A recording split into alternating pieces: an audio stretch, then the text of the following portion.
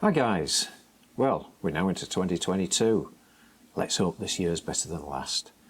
Last year of disappointments.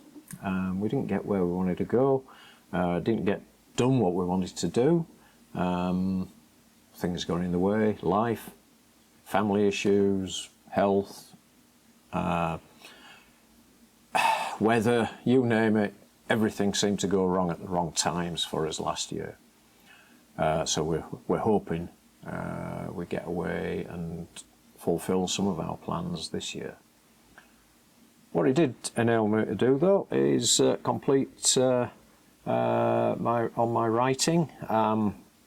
We'd already published Small Boat Big Plans, but we got that out this year, this last Christmas, in paperback form as well. So for those of you that bought it in digital format, big thanks. Now it is available in paperback on Amazon. Also completed a new book, Ain't Going Nowhere. That is available in digital formats and also as a paperback as well through Amazon. So we do hope you had a fantastic Christmas, and like us, looking forward to a great new year in 2022.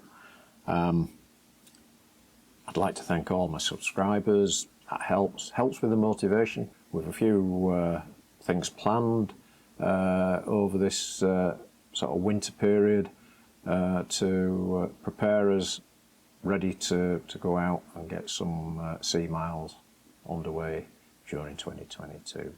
So don't forget, a big thumbs up, give us a like, subscribe if you don't already, and we'll see you later. Now, oh, I've just lost Kit. Do you know, she's a little rascal. What would boat owners be doing Christmas morning but engine open? Apart from it's not the engine he's looking at, it's the heating, because it's making little noises. But our little madam is quite determined. She wants to go down in that little hole. So Dave, Merry Christmas. Merry Christmas. And what are we doing? Now And how are we doing it? I'm just going to try and have a look at this rattle on the heater. It's just this fan rattling, and I think it's got some more cat air on it. She's determined to go down. I'd just let her go. You know what she's like.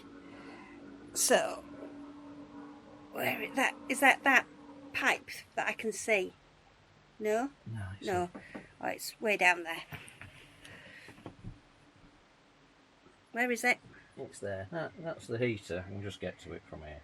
I'm just waiting for it to shut down, which I think it has now. I can hear another fan running, but that's my fan into the heads.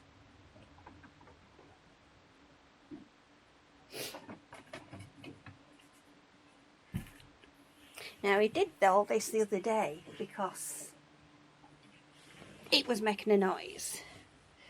So I don't want to take the heater out at this time of year. She's determined to go down. You know you'll not stop her. We lost her the other day. I went in my wardrobe and didn't see her pass me, and she was missing, what was it, 3-4 hours? Yep. But she wasn't. She was tucked up in my wardrobe fast asleep until she decided she needed to come out. So, what's the verdict? Oh, I don't know, it might be just rattling.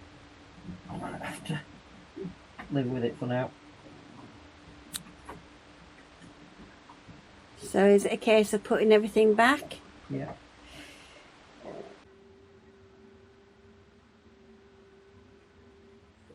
So, we're having roast potatoes, roast parsnips,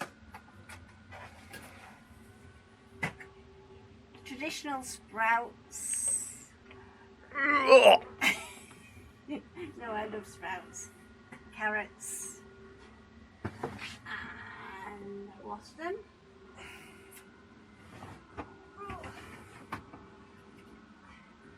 Along with green peas for Dave, I'm cheating and doing tinned mushy peas because I like them as well.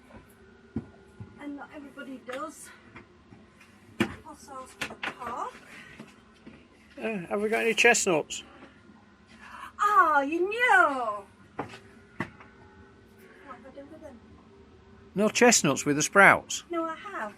I did have. And we found the chestnuts. We?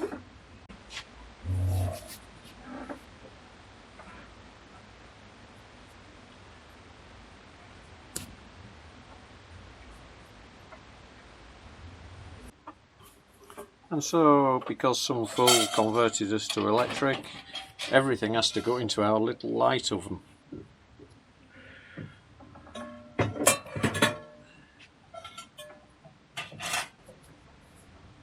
So bottom layer is packed.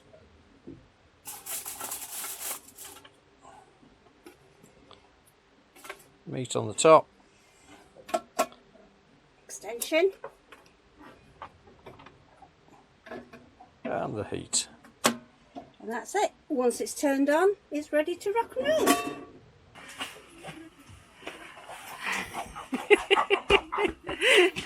Hello, little lady. This is our Willow. This is Russ's little girl.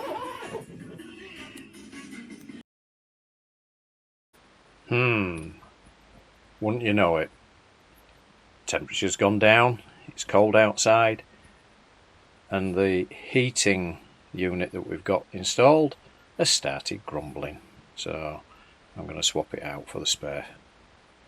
Like everything else on a boat though, you've got half the cabin to take apart to get to the unit you want. It doesn't take long to change the unit, it's just stripping everything down to get there. So just taking the top off, and I can't feel anything on the fan, can't feel anything on the motor feels fine. So I'm just going to give it a quick check around and put it all back together, but we'll do a little bit more on this ducting I think instead, and see how it goes. I've dug the spare out, so if it carries on, well, we know we have to change it. The heating is working, it's just that it was a bit noisy. So we don't look a lot different, but I've actually changed the unit. I'm just going to start putting stuff back together. This unit I'll strip down and see why it's squealing. Must be something internal on it, on the internal fan I think. I've done one of these how to strip down a diesel heater before, but quite simply, they're a very simple piece of kit really. Got the control unit on the top, got motor behind it driving this fan, and then there's an internal fan inside there, so the same motor drives both fans. You've got the combustion chamber, and then this is the actual heat exchanger, the bit that gets hot from the combustion. Not a lot to them, so not quite sure why this has got noisy. It could be that the fan motor's starting to go. But we'll strip it down and have a look, and I'll show you it in bits once I've got it apart. So we're taking the thermocouple off, which goes there, control unit, and then you can see the motor a lot better. This is where you find some of the engineering on the Chinese heaters isn't as good as the Webasto or Urbispackers. It's all a bit rough. Some of the fits and tolerances are not quite as good. You always find that these four cap heads, which are use a 4mm hex head, they're always tight and never run out quite true. The threads are not absolutely brilliant. So just stood that on its end. This is now loose, ready to come off. So where the problem lies is in this part of the unit with the motor and the internal fan, which is that brown piece there. That's where it's squealing and grumbling. So we'll have a look at this. Part that causes some issues is the glow plug there. It can cause an issue in getting the whole unit apart. Although this one looks to be quite reasonable to get hold of with a 12mm open-ended. Sometimes you have to use a special socket to go down that's cut for the cabling. But this one doesn't look too bad. So it's hard to do on my own, holding a camera and spinning this, but it was squealing when I did that. It's slightly there now. But I've just teased this fan away from this face. I just wondered whether that was causing part of the issue. It seemed to be pushed way back onto this face here. So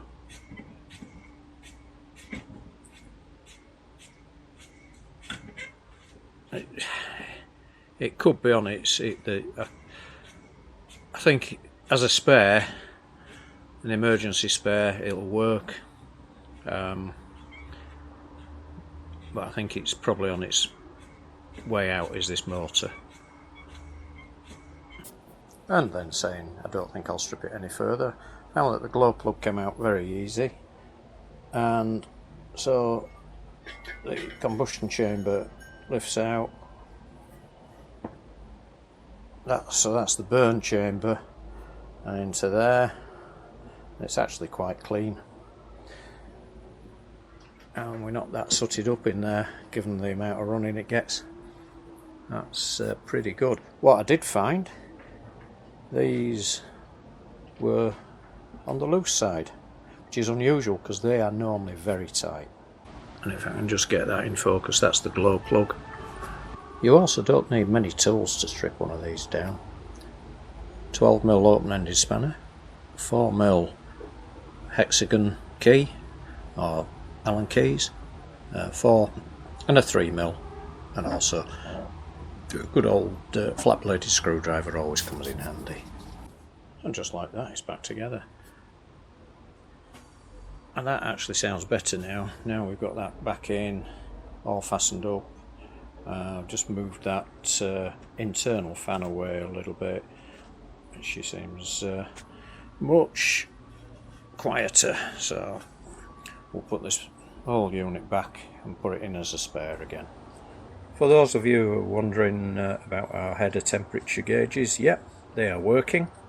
That's their current live cold temperatures. So it gives me a reading in the engine bay.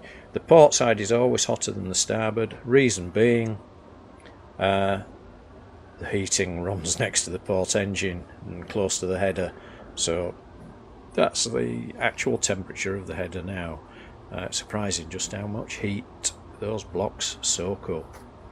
But coming back, I found this little gem on the new car park.